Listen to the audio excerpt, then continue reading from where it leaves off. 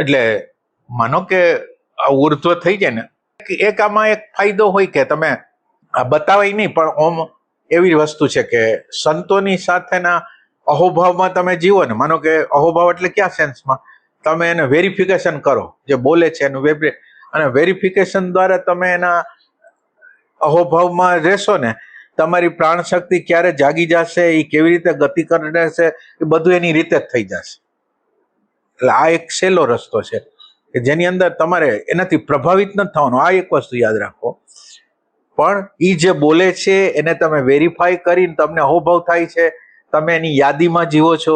માનો કે તમે કોઈક જગ્યાએ કંઈક કરવા જાઓ છો, તો તમે વિચાર કરો કે એ સંત હોય તો કામ કેવી રીતે કરે, તો તમારા જીવનની અંદર એ વણાઈ જાય તો તમારી અંદર પ્રાણ શક્તિથી માંડીને બધી વસ્તુ એવી રીતે થઈ જાય કે તમે અંદાજ ન કરો, આમ હસતા રમતા ખેલતા આ થઈ જાય એવી ટાઈપ વસ્તુ.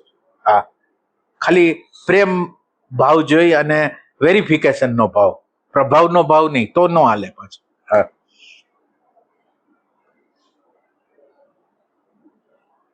સ્વાધિષ્ઠાન ઉર્ધ્વ થાય છતાંય આજ્ઞા ચક્ર તમારું ખુલી જાય, તમે એમ સમજો ને કે સમાધિ હોત થઈ જાય, તોય સેક્સ નો જાય. સેક્સ તો અન્ડરસ્ટેન્ડિંગ, તમને અંદરની અન્ડરસ્ટેન્ડિંગ, અને એ અંદરની અન્ડરસ્ટેન્ડિંગ કુદરત સિવાય કોઈ આપી ન શકે. એ આપણી અંદર, જ્યારે આપણી અંદર એવો પ્રેમ હોય ને, ત્યારે એ જ આખું દર્શન કરાવી દે. આપણી કઈ હેસિયત નથી.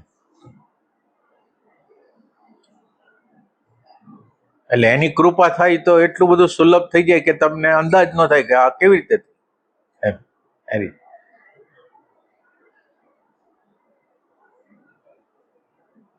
એમાં શું થાય કે તમે જે દેહની હારે, આપણે જે દેહની હારે જે જોડાયેલા છીએ ને, હવે દેહની હારે તમે એનું પરિણામ જોવો કે દેહની અંદર ઉબકા આવે છે. માનો કે સેક્સ દ્વારા અમુક સમય પછી એવું લાગે કે, અને પછી વ્યક્તિ હોય ને એની સાથે ઉબકા આવવા માંડે, કારણ કે આપણું રિલેશન તો ઇમોશનલી કરેલું નથી, ફિઝિકલ કરેલું છે. એટલે છેલ્લે છે, એટલે તમે આમ જીવતા હો આમાં પ્રેમ વિહોણા, અને આ જગ્યાએ પણ સેક્સ હોય ત્યાં પ્રેમ ન હોય. બસ આટલી જ વાત છે. જ્યાં સેક્સ છે ત્યાં પ્રેમ નથી. તો એ પ્રેમ નથી એટલે સેક્સનો અનાદર એટલા માટે કરવામાં આવે છે ત્યાં. હવે તમે વિચાર કરો, તમે વારે વારે દેહાધ્યાસમાં આવ્યા જાઓ, સેક્સ કરો એટલે દેહાધ્યાસ બુદ્ધિ આવે, અને દેહાધ્યાસ બુદ્ધિ આવે એટલે તમે પત્નીને એ રીતે જ જોવાના. એટલે આપણી જોવાની એક સ્ટાઇલ બની જાય પછી, અને એને જેવો એટલે એનું ઓલું જ કનેક્શન તમે કરતો, અને એના દ્વારા તમને એમ લાગે કે એટલે માણસના સ્થૂલ દેહને છોટો, ગમે એવો રૂપાળું હોય, ગમે એવો, એની હારે કઈ કામ જ નથી. એની હારે નેચર, એના અંદરનો નેચર તમારી સામે આવશે ત્યારે તમે કેવી રીતે જીવી શકશો. એટલે તમારી પછી નજર છે ને આ જે અંદરની જે પશુતા છે ને એના ઉપર વહી જાય. આ દેહમાં જે માણસ જીવે છે એ તો અધમ જ છે, એ કોઈ દી હાયરમાં જઈ જ ન શકે એમ. એટલે એક દ્રષ્ટિ કુદરત આપે આપણને પછી બધા રિલેશનોની. એટલે તમને જ્યાં જુઓ ત્યાં એની ઊંડાઈમાં એમ જ લાગે કે આમાં તો કઈ છે નહીં એમ.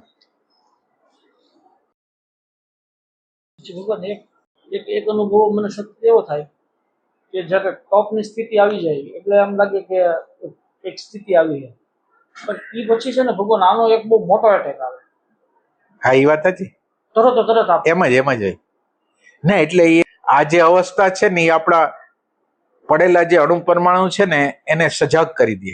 એટલે આનો તમે બરાબર, એટલે આ અવસ્થામાંથી તમે જેવા નીચે ઉતરો ને એટલે ઓની જરૂર પડવાની, એટલે એ સીધું અને તીવ્રતમ રીતે આપણને કહે કે તમે આમ કઈક આપણે દોરી તત્વ. હા, એ વાત છે. એટલે આપણે આ કઈ રમત છે ના, એટલે એ અણુ પરમાણુ જાગૃત થઈ જાય.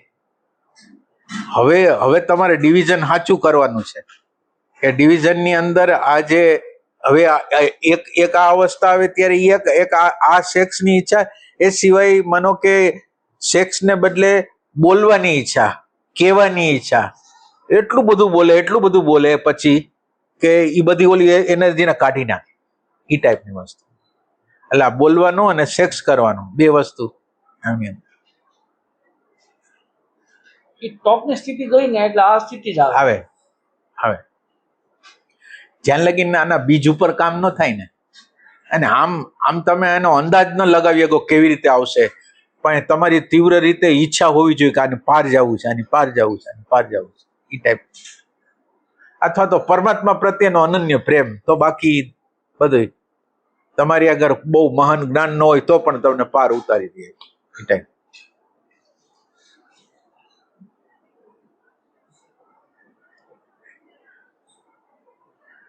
અને પ્રેઝન્ટ મોમેન્ટ ને ઈ તમે જેમ જેમ વાપરા રાખો ને, બ્રહ્મચર્ય આ જ છે.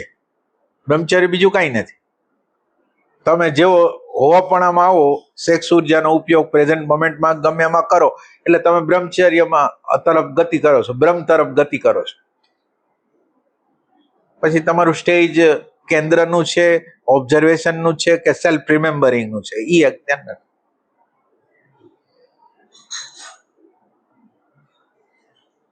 અને આની અંદર એમ પાછું ઈજી નથી. ઘણી વાર તમને આત્મા બાત્મા બધું મળી જાય, પણ કેટલા અણુ પરમાણુ એવા હોય કે જેના ઉપર કામ કરવું બાકી હોય. એટલે ઈ અણુ પરમાણુ આવે ત્યારે તમારું જ્ઞાન ઓલું કામ ના આપે, એટલે પાછું પ્રેમ જોઈ. એટલે કેટલી જગ્યાએ તમે હાવ કરતા હાવ સરળતાથી ઓવરકમ કરી જતા હોય, પણ કોઈક એવી જગ્યા હોય તમને એમ લાગે કે આ સારું થતો નથી એમ. એટલે આની અંદર આપણે જનરલ જ્ઞાનીઓ જે જોઈ છે ને, એમાં આપણે એવો અંદાજ કરી છીએ કે એ જ્ઞાની લોકોને બસ બધી જગ્યાએ પરિપૂર્ણ, એમ નહીં, બધી જગ્યા ખૂણે ખાંચરે પડેલા અંધારા હોય ને એ બધા ઉલેચવા પડે એમ. એટલે જનરલ કોઈ મહાપુરુષો આ પૂર્ણ રીતે કામ નથી કરતા. સાચું કહું, પ્રેમ જોઈને આમ.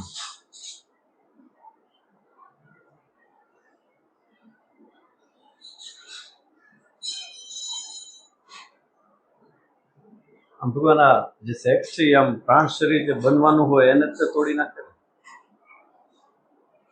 એટલે એની તમે ચિંતા ન કરો. સેક્સની વસ્તુ કેવી છે એમ ચિંતા કરવા જેવું નથી.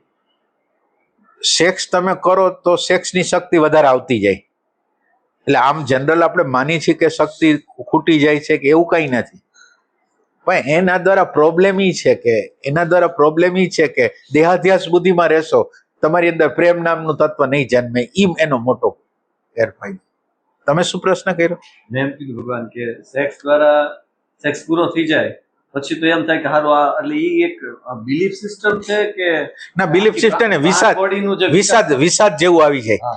આનાથી જે પ્રાણ બોડીનું અંદર ડેવલપમેન્ટ થાય, કેમ બોલો અંદર કહેવાય ને આત્માનો ગર્ભ બનતો હોય, અને આ સેક્સ કરવાથી ગર્ભપાત થઈ જાય. એટલે એવું નથી. વસ્તુ કેવી છે, તમારી અંદર પ્રેમનું તત્વ છે કે નહીં. એટલે સેક્સ એક જગ્યાએ તમે આવો છો ને, એ જગ્યાએ સેક્સ થઈ જાય ને તોય પ્રોબ્લેમ નથી. એના દ્વારા તમારું કાંઈ નુકસાન નથી. પણ એક જગ્યાએ આવવું પડે. પેલા તમારે એક જગ્યાએ આવવું પડે, અને એ જગ્યાએ તમે આ ગુરજેફમાં ક્યાંક છે ખરું. એટલે આ ઇમ્પ્રેશન ફૂડ નું પાચન થવા મળે તો એમાંથી નહીં તે પછી સેક્સ એનર્જી ના. એટલે એક એવી અવસ્થા આવી ગઈ ને કે તમારું એક વ્યવસ્થિત રીતે ટ્રાન્સફોર્મેશન થઈ ગયું છે.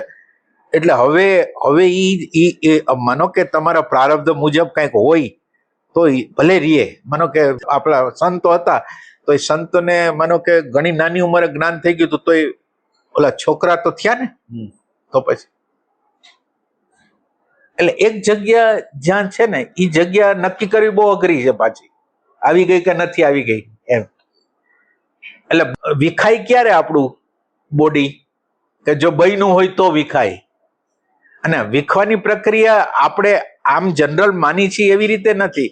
તમારી અંતરતમ પ્રેમ જો વધતો જાય ને તો પછી તમારું ઓલું બોડી કાર્યરત રહે, તો વાંધો ન આવે. એટલે એક લેવલ લગીને તમારે જવું જોઈએ, આનંદના લેવલ લગીને કે શાંતિના લેવલ લગીને, આપોઆપ આવતી શાંતિના લેવલ લગીને તમે જાય છો. અને પછી એ ખોદવાનું તો છે જ. વધારેમાં વધારે સૂક્ષ્મ સેક્સ જ છે. સેક્સ અને મની બે વ્યક્તિ માણસને બાંધી દેવા વાળી વસ્તુ છે ને. મનીમાંથી કોઈ બહાર ન નીકળી શકે લગભગ, અને આ સેક્સમાંથી બહાર ન નીકળી શકે. એટલે એની કૃપા. સેક્સ છે ને એ મન બુદ્ધિનો વિષય નથી. એટલે હવે તમે મન બુદ્ધિથી કોઈ પણ સંકલ્પ કરશો ને એટલે તમે તૂટી જવાના છે. એ રીતે. ભગવાન આ બધા જે સેક્સનું ટ્રાન્સફોર્મેશન કરવાનું કે એ શું ઘટના કે છે? એટલે તમે ખાલી હાજરીઓ ને બસ એ જ.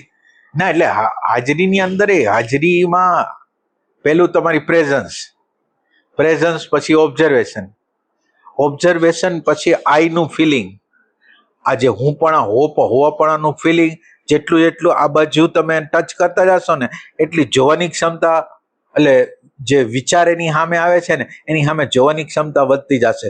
હોવાપણાને ટચ કરીને પછી આપણે જ્યારે એના ઉપર જોઈ છે ને ત્યારે એક અલગ વસ્તુ થાય છે. એટલે હોવાપણું જેટલું ટચ કરી શકી ને એ મહત્વની વસ્તુ છે.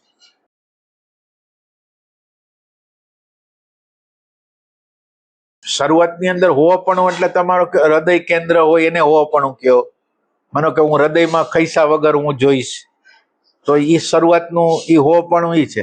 પણ એ હોવાપણાને પ્રેમ કરવાનો છે. અત્યારે આપણને હોવાપણાને પ્રેમ નથી થતો, જોવાપણાને પ્રેમ થાય છે. જોવાઈ જાય છે એનાથી ખુશ થાય છે. હજી જોઈ છે ખરા એને હજી અડ્યા વગર એમ સેપરેશન થયું છે પણ હજી એને અડતા નથી એમ. પછી ભગવાન એક બીજું ઓબ્ઝર્વેશન એવું છે કે માનો કે દિવસ દરમિયાન કે આપણી સરસ સ્થિતિ હોય અને માનો કે કઈ રાગ અથવા દ્વેષ અથવા નેગેટિવિટી કે ભય કે એવું કંઈક અંદર વ્યાપી ગયું અને એને ચિત્તને બગાડ્યું, વ્યવસ્થિત બગાડ્યું છે જેવું તેવું નહીં, તો પછી એ જે રાત હોય ને ભગવાન ત્યારે એની રીતે જ આપણે નાઇટફોલ થઈ જાય. બરાબર. એ એક મને મિસ્ટીરિયસ લાગે કે ફરીથી બોલો તો. આખો દિવસ દરમિયાન આપણને માનો કે ભય આવ્યો, ઘૃણા થઈ, નેગેટિવિટી થઈ, ભય કાંઈ પણ થયું અને ચિત્તને બગાડી નાખ્યું. બરાબર. પછી ઈ જે રાત હોય ને ભગવાન, તો ઈ કાંઈ તમે કોઈ સેક્સ્યુઅલ થિંકિંગમાં નથી, તમારી અંદર કે એમ નથી, પણ ઈ નાઇટફોલ થાય ત્યારે આપણને ના એટલે બને કે આપણા અંદરના જે સૂક્ષ્મ સંસ્કારો હોય ને ઈ અસર છે ને આપણા ઈ જે અવસ્થા છે ને એ આપણા ઓરિજિનલ જે સંસ્કારો હોય ને એને બહાર કાઢતું હોય. તો ઈ સેન્સથી અને આ બધું થઈ જાય ને એટલે એને બહુ ઇમ્પોર્ટન્ટ ન આપો. હા એટલે શરૂઆતના સ્તરે તમે રોવો કરો એક સમય, પછી જેમ જેમ જોવાની ક્ષમતા વધતી જાય ને પછી આ બધાને જવા દો, જે થાય થવા દો. પણ એક અવસ્થા પેલા લેવાની, એ પેલા નહીં, નકર આપણે જડ જેવા થઈ જાય. એ વસ્તુ યાદ રાખવાની. કારણ કે એક વખત આપણી અવસ્થા એવી હોય કે નાનકડું હરખું એવું થાય ને એટલે આપણને એટલું રુદન આવે, પછી જેમ જેમ તમારું સેપરેશન થતું જાય પછી માનો કે એ થાય છે ને તો તમને પછી એને કન્સિડર જ કરવાનું નહીં પછી. એટલે એ તમારી અગર અન્ડરસ્ટેન્ડિંગ હોય એ વખતે એમ. એટલે આ એક ધ્યાન રાખવાનું. અને જે થાય છે એ અંદર પડેલું છે એટલે થાય છે, તો બહાર નીકળી ગયું, બસ આપણા માટે એટલું ઘણું છે. હા એને ઇમ્પોર્ટન્ટ નથી આપવાનું અથવા એની એને તાદાત્મ્ય નથી કરવાનું, એ વાત ધ્યાન રાખવાની. એ અણુ પરમાણુને મંજૂર તો કરવાના જ નથી.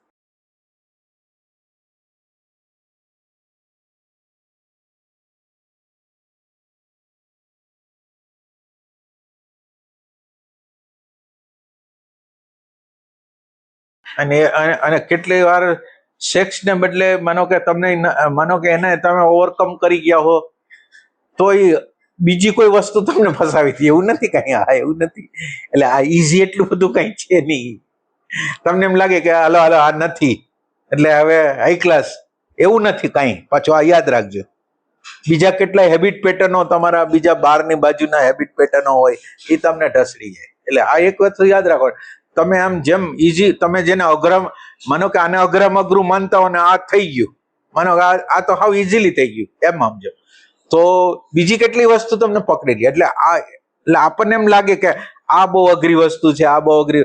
જ્યારે તમે હાલો ત્યારે તમને ખબર પડે કે તમે કોને પકડેલું છે એ તમારા માટે ભારી છે એમ.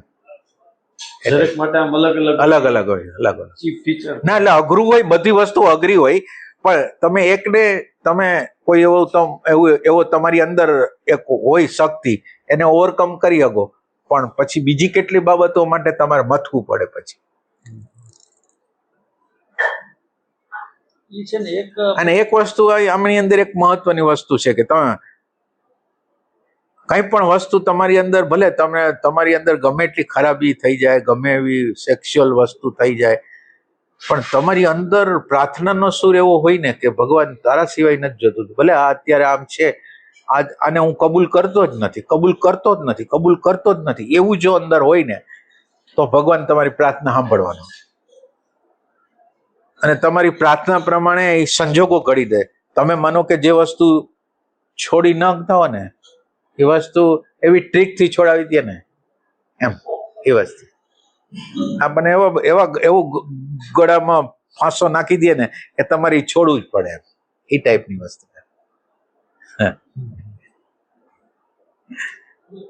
પણ ઈ તમારી એની આગળ ચેલેન્જ હોવી જોઈએ કે ભાઈ હું અત્યારે ગમે એમાંથી આમાંથી પસંદ, હું આને પસંદ કરતો નથી નથી નથી ને નથી, મારે આ જોતું નથી જોતું નથી જોતું નથી જોતું નથી જ, મારે તારા સિવાય કઈ જોતું નથી જોતું. એ આટલો ભાવ જો બરાબર આપણી અંદર જામી જાય ને તો પછી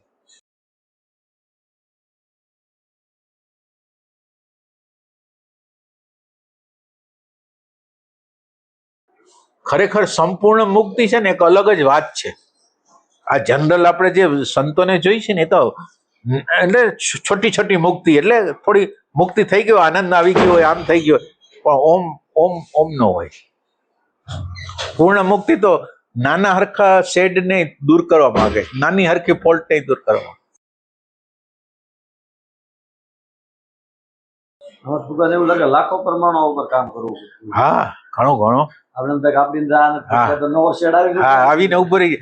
તમે અંદાજે ન કર્યો હોય ને એ બધી વસ્તુ આવી જાય પછી તમને એમ થાય કે આ તો આપણે તેમ માનતા હતા વયું ગયું હતું એમ. અને અમુક એવી વસ્તુ હોય કે આપણી જાગૃતિમાં જ ન આવી હોય. હમણાં મારે 4 દિવસ પહેલા જેવો અનુભવ થયો. હું નાનો માણસ તો હોય ને નેગ્લેક્ટ કરતો, એ મને ખબર જ નથી. બરાબર. પછી એટલે મેં કીધું આવી ગયું તો આ ટ્રેક એ સારી વસ્તુ કહેવાય ના. એટલે ઘણું આમ ચોખ્ખું જ હોય અને આપણને દેખાતું ન હોય, એ સાચી વાત છે, એ વાત સાચી. પછી ટોન હોય, દાખલા તરીકે તમને ફોન આવે કોઈ માંથી ઓફિસેથી, એટલે તમારો ટોન એક અલગ હોય અને અંદર એક કંઈક એવો અહેસાસ હોય, તો એ વખતે એને જોવાની વસ્તુ છે. આપણને એમ લાગતું હોય કે આપણે કંઈક છીએ એમ, એ ટાઈપની વસ્તુ એ વસ્તુ.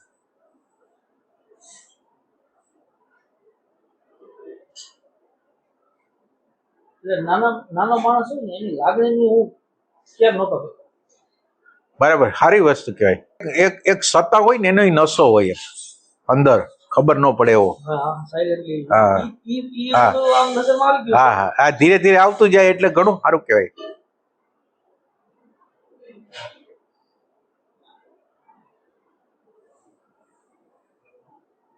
ભગવાન એક કોન્શિયસનેસ નું તમારા સત્સંગમાં વાત થઈ કે કોન્શિયસનેસ નું તત્વ હોય, પછી નીચે આવે એટલે અવેરનેસ નું તત્વ બને, એનાથી નીચે આવે એટલે એટેન્શન નું તત્વ બને, અને એનાથી નીચે આવે તો કોઈ પણ વસ્તુ સાથે કે વિચાર સાથે કલ્પનાઓ સાથે તાદાત્મ્ય થાય.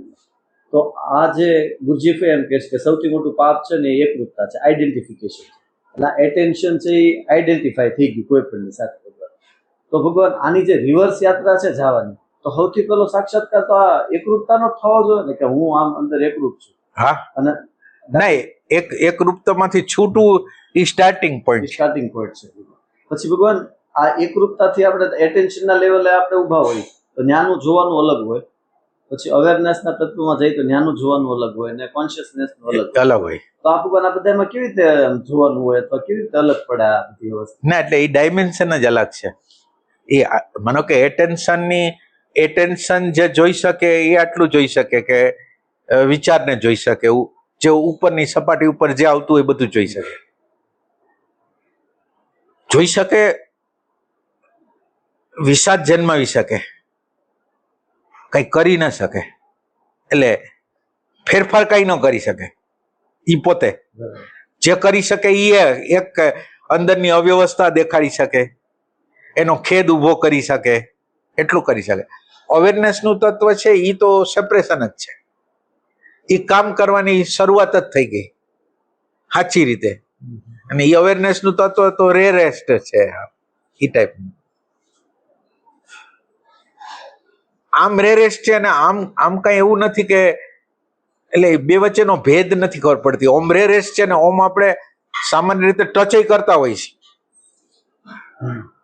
માનો કે તમને ભૂખ લાગી ને તમને ખ્યાલ આવ્યો કે ભૂખ લાગી છે, એ વખતે તમારો ખ્યાલ છે એ આના ઉપર આવી ગયો કે ભૂખ લાગી એની ખબર ઉપર તમારો ખ્યાલ આવી ગયો, તો તમે એને ટચ કરી ગયા. એટલે આમ અઘરું નથી ને આમ, એટલે તમારો પ્રેમ એને જોવા માટેનો હોય ને તો એ પછી પ્રગટ થાય, એ ટાઈપની વસ્તુ. એટલે આમ પ્રતિક્ષણે માનો કે તમે સ્વાદ લીધો, તો સ્વાદ એના વગર, એની હાજરી વગર, એના ભાન વગર તો કેવી રીતે લેવાય? તો એ તો પેલું જ હોય. એટલે જેવો સ્વાદ આવ્યો એટલે એ ભાનનું તત્વ છે. પછી ખાટો તીખો ને એ બધી વસ્તુ છે એ તો બ્રેન સેલનું ને એનું છે. આણે તો ખાલી ભાનથી દેખાડી દીધું ખાટો છે કે તીખો છે. પોતાને કોઈ લાગતું, આ જે લાગતું વળતું છે એ ઇન્દ્રિયોને છે. ઓલો જે બતાવે છે એના માટે કઈ નથી, એના માટે તો એક ભાનનું જ તત્વ છે. એટલે ભાનનું તત્વ એ તમારું વધતું જાય ને તો એ કામનું. તમારી થોડીક જાગૃતિ આમ હોય, અંદરની થોડી બહારની, એમ થોડો વિસ્તાર થતો હોય, એ પણ જાગૃતિનો પ્રકાર. એટલે અવેરનેસ તરફ ગતિ કરવા માટે એનો આધાર લઈ શકાય. અને તમારો અંદરનો પ્રેમ એને જોવા માટેનો, શોધવા માટેનો હોવો જોઈએ. એટલે એ પછી એને પ્રગટ થવું પડે. પણ એની આપણને તીવ્રતા ન હોય ને તો એ પ્રગટ ત્યાં લગી ન થાય. રામ ભગવાન સતત આઈડેન્ટિફિકેશન તોડતા રહેવાનું. ના, એટલે તમારે કેન્દ્રમાં જ રહેવાનું. કેન્દ્રમાં તમે જો કેન્દ્ર ન બનાવો તો તમે એસોસિએશન, વિચારના એસોસિએશનમાં ક્યાં ના ક્યાં તણાઈ જતા હો. એ કઈ થવાનું નથી. એટલે એસોસિએશન સંપૂર્ણ રીતે તોડી નાખવાનું છે. અને એના માટે સંપૂર્ણ રીતે તમારી હાજરી જેટલી બને એટલી જોઈએ છે. એટલે ખોટા વિચાર જ તમારે આગળ નહીં જ જવાના, ખોટા એસોસિએશનો થવાના નથી. તમે જેવા કેન્દ્રમાં આવો છો તો બધું તૂટી જાય. અને હવે જો તમારી અગર કોઈ કેન્દ્ર નથી તો એ તો એસોસિએશન એટલા બધા કરે, એટલા બધા વિચાર કરે કે પછી ભગવાન એકરૂપતા એવી સોલિડ હશે ને, એ સૂક્ષ્મ થતી જતી હશે ને. એટેન્શનના લેવલની એકરૂપતા અલગ હશે. એટલે એટેન્શનના લેવલની સૂક્ષ્મતા એટલા માટે કહેવાય કે સૂક્ષ્મતા આપણે એને એટલા માટે કહી છીએ કે એની હારે જે આઈડેન્ટિફિકેશન, ઘણી સૂક્ષ્મ બાબતો છે એમાં આઈડેન્ટિફાઈ થઈ ગયા છે એટલે આપણે એ જ હોય છે. અમુક બાબતો હોય એનાથી આપણે જુદા પડી ગયા, પણ કેટલીક વસ્તુ હારે આપણે આઈડેન્ટિફાઈ થયેલા હોય સૂક્ષ્મ રીતે. અને એ આમ ખબર ન હોય પણ આમ અંદર એ હાલતું હોય આઈડેન્ટિફિકેશન. જ્યારે એવા કોઈ પ્રસંગો થાય ને ત્યારે એ આઈડેન્ટિફિકેશનને આપણે જુદા ન પડી શકી. એ આઈડેન્ટિફિકેશન બીજી કેટલાક આઈડેન્ટિફિકેશન થી તમે જુદા પડી જાઓ, આનાથી ન જુદા પડો. અને આના માટે તમારે પ્રયાસ કરવો પડે. એટલે આઈડેન્ટિફિકેશનનું, એટલે વેલ્યુએશનનું ધારાધોરણ અલગ અલગ હોય. પાછું એવું નહીં કે એટલે જેનું વેલ્યુએશન વધારે હોય ને એ આપણને દેખાય નહીં. જેનું વધારે વેલ્યુએશન હોય ને એ દેખાય નહીં. એ અને હું બે એક જ હોય.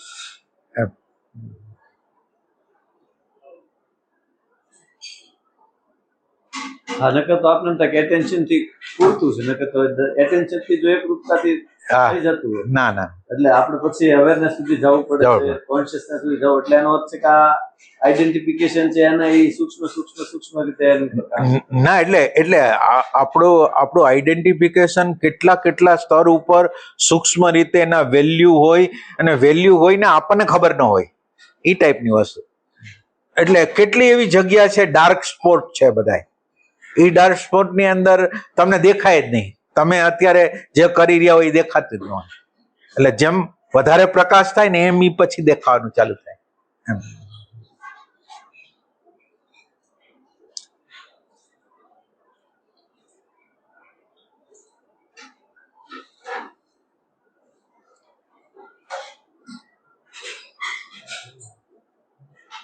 આઈડેન્ટિફિકેશન વગરની અવસ્થા એટલે આપણે એવી અવસ્થા કહેશું ને કે મને અત્યારે કાંઈ છે નહીં, ખાલી હું છું. ના, આઈડેન્ટિફિકેશનની અવસ્થા એવી છે કે એમાં તમને કંઈક ને કંઈ સમજાતું હોય. તમે અત્યારે આઈડેન્ટિફિકેશન નથી તો તમારા મનમાં વિચારો, અમુક પ્રકારના વિચારો, એસોસિએશનો જે તે આવતું હોય, તો જે તે પ્રકારની મેન્ટાલિટી હોય એનાથી તમે વાકેફ થતા હોય. એટલે એક ક્ષણ એવી ન હોય કે તમને ખબર કાંઈ ન પડતી હોય, લર્નિંગ ન થતું હોય, એવું ન હોય. એટલે એટેન્શન નથી તો તમે કંઈક લર્નિંગ કરો છો. તમારી અંદર કંઈક બની રહ્યો છે, બહારના કોકને રિએક્શનો આવી રહ્યા છે, એ રિએક્શનો વિશે આપણે કંઈક આપણું કંઈક રિએક્શન છે, એ બધી વસ્તુ હાલતી હોય. એટલે બધી વસ્તુ જોવાની. એટલે આઈડેન્ટિફિકેશન ન હોય એટલે તો લર્નિંગ ચાલુ થઈ ગયું, દેખાવાનું ચાલુ થઈ ગયું પ્રતિક્ષણ એમ. એટલે ભગવાન વિચાર વગરની એક અવસ્થા છે, ભલે એની પાછળ હેતુઓ પીડ્યા છે, હા, પણ જયારે વિચાર વગરની તમારી હાજરી હોય તો કઈ ત્યારે શૂન્યતા રહ્યા ના એટલે વિચાર વગરની હાજરી તમે શું કામ કહો છો? હાલો હું એમ પૂછું છું, વિચાર વગરની હાજરી શું કામ કહો છો? ભલે શાંતિની અવસ્થા, હું ના નથી પાડતો, શાંતિ છે, પણ વિચાર વગરની છે એમ તમે ન કહો. વસ્તુ તો આપણે વિચારને એક બીજા લેવલે લઈ આવી. વિચાર એટલે બુદ્ધિ, વિચાર એટલે બુદ્ધિ. હવે આ બુદ્ધિ માનો કે તમે તમારા અંતકરણની અંદર હાવ શાંતિ પ્રવર્તી રહી છે ને, તો પણ અંદરના પેટાળમાં જે બુદ્ધિ છે ને, એને સાક્ષાત્કાર જોઈ છે, અને અમુક પ્રકારની સૂક્ષ્મ અનુભૂતિઓ જોઈ છે, એ બધી વસ્તુ અંદર હોય છે. એટલે અત્યારે તમને ભલે આ ચોખ્ખું દેખાતું હોય કે આમાં કાંઈ નથી, પણ એની નીચે બધું પડેલું છે. આઈડેન્ટિફિકેશન ના બીજ તો હજી અંદર હા છે, પીડ્યા હજી છે, ઘણાય છે. તો આમ ભગવાન સંપૂર્ણ મુક્તિનો અર્થ છે કે આ બધા બીજને આ બધે જે આઈડેન્ટિફાય થાય છે ના એટલે ના, એના કાંઈ સિમ્પલ વસ્તુ એવી છે, તમે જોતા આવડી જવું છે. કાંઈ બીજું એને કાંઈ મુક્તિની બીજી કોઈ વાત નથી, જોતા આવડવું જોઈએ. અને તમને જે ઇટરનલ વસ્તુ છે ને, એ ઇટરનલ વસ્તુ તમે છો એવી જ્યાં લગીને અન્ડરસ્ટેન્ડિંગ ન આવે ને, ત્યાં લગીને બધા ભયો, બધી વસ્તુ એની જગ્યાએ જ છે. તમે ઇટરનલ છો ને એની પ્રતીતિ જોઈશે, તો તમે નિર્ભય થઈ શકો ને, નકર નિર્ભય છે ને થાવ. અથવા તો બીજી રીતે એને એમ કહી શકે કે જે વસ્તુ ના, એટલે તમે ભાનનું કંઈક અંશમાં તમે અનુભૂતિ કરી છે કે દરેક વસ્તુ તમને એમ લાગે કે આ દ્રશ્ય વસ્તુ છે, ભાન આને પ્રકાશે છે, ભાન આને પ્રકાશે છે, ભાન આને પ્રકાશે છે. એટલે તમે ભાન હો, અને બધી વસ્તુ તમારાથી અલગ પડતી જતી હોય. તમને અંદરના અનુભવથી, તમને અંદરને અન્ડરસ્ટેન્ડિંગથી તમને લાગે કે, અને એ પછી પલો એવી હોય કે અમુક સમય હોય, અમુક સમય પછી વહી જાય, એ પાછું ચાલુ ન રહે, એને ચાલુ રાખવું. હાજી. પછી ભગવાન હજી તમે એમ વાત કરો સત્સંગમાં, એમ ઘણી વાર વાત કે તમે ક્યાં ઊભા છો, ક્યાં છો? ક્યાં ઊભા છો. હા. એટલે એક અર્થ એવો કે શબ્દ વિચારમાં ઊભા છો, હા, કે તમે શબ્દ અને વિચારની સાથે એકરૂપ થઈને અત્યારે ન્યા ઊભા છે, ત્યાંથી જોવો છો, હા. કે પછી એટેન્શન માંથી જોવો છો, એવો જ અર્થ તમે એનો કરો છો ને બધો?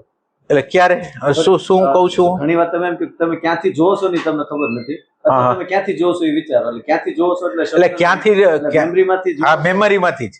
ક્યાંથી જોવો છો એટલે મેમરી, શબ્દ અને વિચારની કોઈક ઝાડ હોય, માનો કે જે હલતું હોય એમાં સંમતિ ના સંમતિ વાળું કોઈક હોય જ. એટલે ક્યાંથી જોવો છો ઈ સેન્સ છે, વિચારકનો સેન્સ છે. આમાં આની પહેલાનો જે પ્રશ્ન હતો એમાં એક એવું કહીએ કે માનો કે અત્યારે મારું ધ્યાન ઓશિકા ઉપર છે, તો હવે દ્રષ્ટા વયો ગયો છે અને દ્રશ્ય એકરૂપતા છે, એટલે દ્રશ્ય જ છે, દ્રષ્ટા નથી. એટલે આઈડેન્ટિફિકેશનની સ્થિતિ આપણે કીધી. હવે એવી જ રીતે એક ઝાડ સામા પક્ષે એવી પડેલી છે કે એમ લાગે શાંતિની સ્થિતિ છે, મૌનની સ્થિતિ છે, પણ એ આ બે સ્થિતિ એક જેવી છે. એક જેવી છે, એ બરાબર છે. એટલે બહારથી જો જોઈ લઈએ કે આ સ્થિતિની અંદર વાત હાલે છે, હા, એ એક વસ્તુ. હા, હા. પણ આને અન્ડરસ્ટેન્ડિંગ ન કહેતા તમે. ના, એટલે એમ ખાલી જોવાનું. ના, એમની આને અન્ડરસ્ટેન્ડિંગ નહીં કહેતા તમે.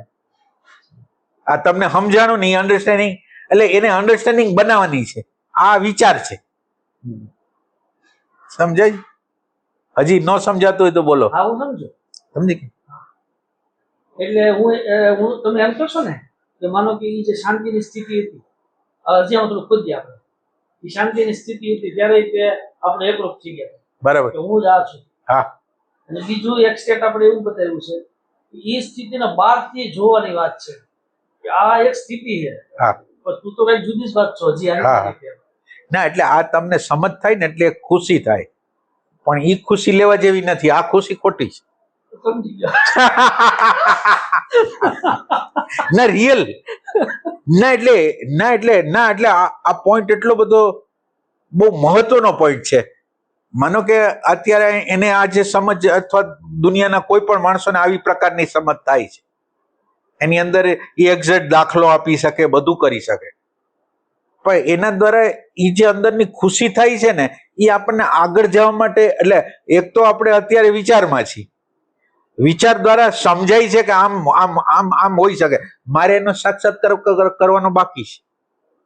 એ ટાઈપ. હજી હું એક ભેદ શું નથી કરી શકતો એ સ્થિતિમાં હા હા કે જે શાંતિની સ્થિતિ આવી ને એક્ઝેક્ટ ત્યાંથી સેપરેશન થઈ અને કેમ આપણે પૃથ્વીની ઉપર પૃથ્વીને જોઈએ જ છીએ ઈ એમ નથી જોવાનું. ના એટલે એને તમે હાવ સિમ્પલ ભાષામાં તમારે કરવું હોય ને, સિમ્પલ ભાષામાં એવો છે કે નિરીક્ષકનું મૃત્યુ. તમે ભલે આમ આમ ન જાઓ, આનું વિશ્લેષણ કરનાર જ કોઈ નથી. અત્યારે જે છે એ છે. હવે અંદર જો વિશ્લેષણ કરનારો આવ્યો ને તો બધી પ્રોબ્લેમ છે. એટલે તમે પાર થઈ ગયા એટલે કે અત્યારે કોઈ એટલે એક જગ્યા જ્યારે એવી આવે છે કે તમારી નજર નિરીક્ષક ઉપર જ હોય, નિરીક્ષક ઉપર જ હોય, વિચાર ઉપરથી હટી ગઈ છે. અને આ બહુ મોટો જમ્પ છે. વિચારક ઉપર આવવું ને એટલે આપણે વિચારક બની જાય છે, પણ વિચારકથી અલગ પડતા નથી. એટલે આની પારની વસ્તુ છે કે હકીકતનો સ્વીકાર. પાર એટલે શું? આ હકીકત જે અત્યારે હાલી રહી છે એમાં કોઈ વસ્તુની ડિમાન્ડ નહીં, જે છે એને સ્વીકાર્યું, તમે પાર થઈ ગયા. એક્સેપ્ટન્સ.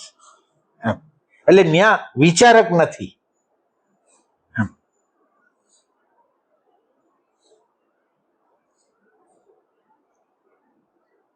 વિચારક ઉપર ધ્યાન જવું એ બહુ મોટી જાગૃતિ કહેવાય. એ થોડી વાર લગીને તમે કોક વખત ટ્રાય કરતા હો તો રહી શકો, પણ પછી ન રહી શકો. સતત રીતે આપણે જે અભિપ્રાય હલતા હોય ને એની હારે આઈડેન્ટિફાય. સામા પક્ષની વાત જ હોય એની પાસે. હા.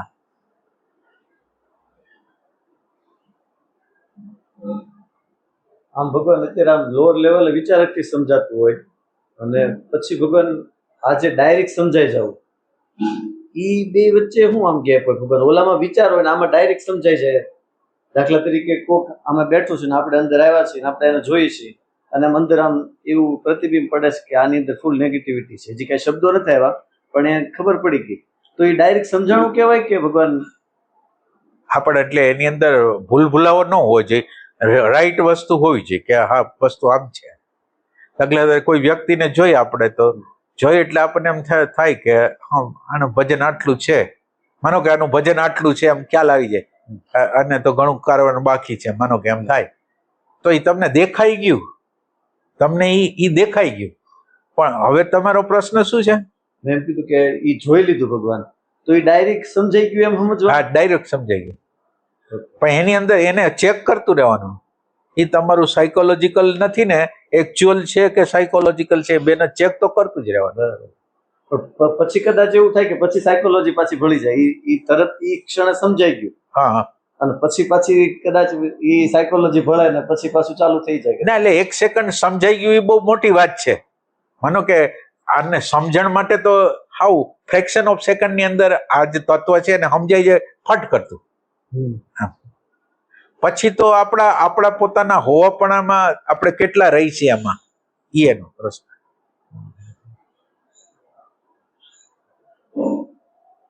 પછી ભગવાન અવસ્થાની ખબર પડી જાય તો ઈ ડાયરેક્ટ ઈ સમજાઈ ગયું જ કહેવાશે.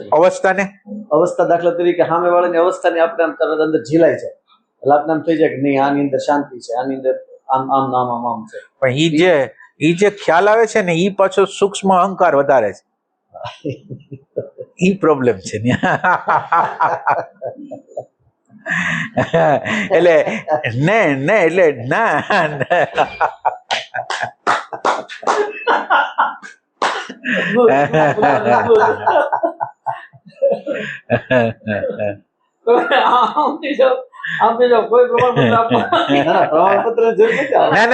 એટલે આપણે ક્યાં રૂકાવટ કરી છે? રૂકાવટ છે એટલે એક્ઝેક્ટ ક્યાં કામ કરવાનું છે ને, એટલે આપણે એ પ્રસંગો, માનો કે તમે આ પ્રસંગો ગોતો છો ને તમે મને બતાવવાની ટ્રાય કરો છો, એના દ્વારા તમને ખુશી મળે છે, સમજે છે? એટલે એ સેટિસ્ફેક્શન નો એક વિભાગ છે કે જે હવે એના કરતા તમે ઊંધી રીતે કરી શકો કે આ જગ્યાએ હું ક્યાં તટસ્થતાને ગુમાવું છું, ઈ એનો પોઈન્ટ છે.